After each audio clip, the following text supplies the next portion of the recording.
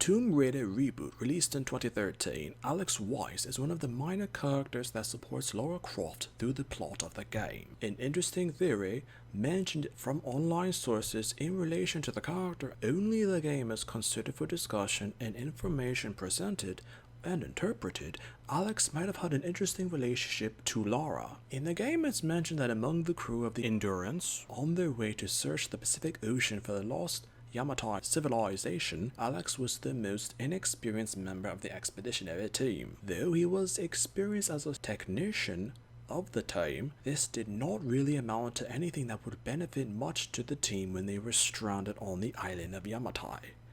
Also, the impression that through the dialogue mentioned in the game were that Alex and Lara were only new friends, having met a short time before the circumstances of the game.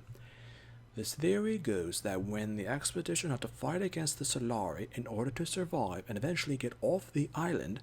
Alex desired to have an active role during the escape from Yamatai in order to possibly impress Lara, with the concept that he might have had some feelings for her but couldn't express himself to her, and that the situation with the Solari didn't make anything much better. Eventually, Alex decides to sacrifice himself to protect Lara through the game,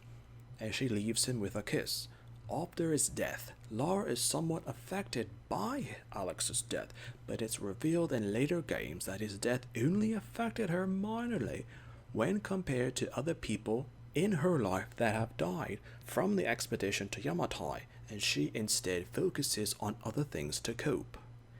The theory concludes that with the expedition, Alex died to impress Lara, but she had no feelings for him at all, even though he might have had some feelings for her, and Lara only thought of him as a new friend at best. Sometimes a character can be forgotten because they were viewed as something they were not.